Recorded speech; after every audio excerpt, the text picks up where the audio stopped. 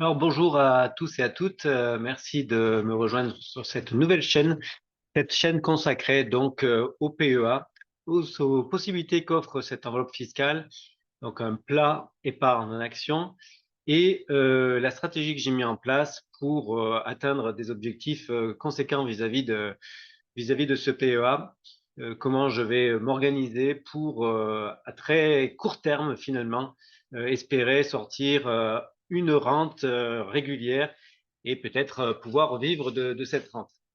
Alors concrètement, je suis Eric Sotoka, j'ai 52 ans, je suis formateur en ligne et depuis une trentaine d'années maintenant, je suis sur Internet.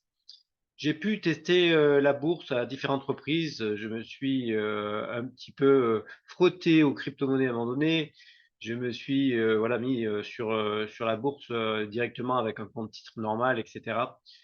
Et bon, finalement, même si globalement j'ai gagné de l'argent pendant cette période-là, j'ai surtout eu beaucoup de chance. Je pense surtout au moment où aux crypto-monnaies, lorsque j'avais 30 000 euros qui étaient positionnés en crypto-monnaie et que j'ai dû en effet sortir l'argent pour rembourser un crédit.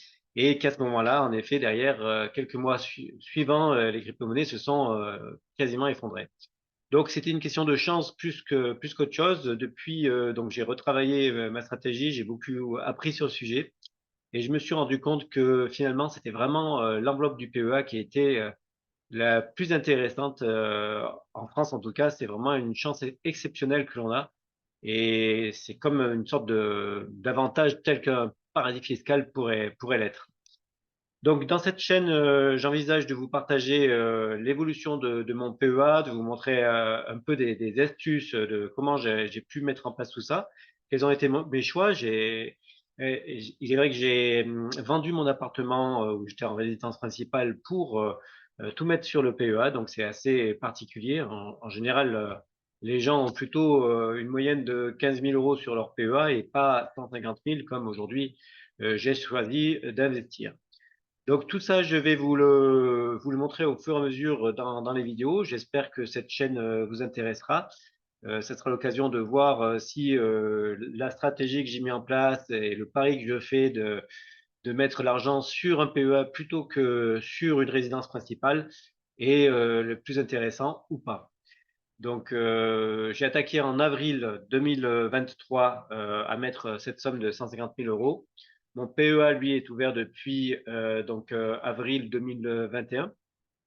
Donc, ça fait déjà 2 ans, 2 ans et demi maintenant, puisqu'on est en octobre. Et voilà, donc on va pouvoir voir ensemble l'évolution. Il va y avoir des choses intéressantes, je pense, puisqu'il va se passer des choses.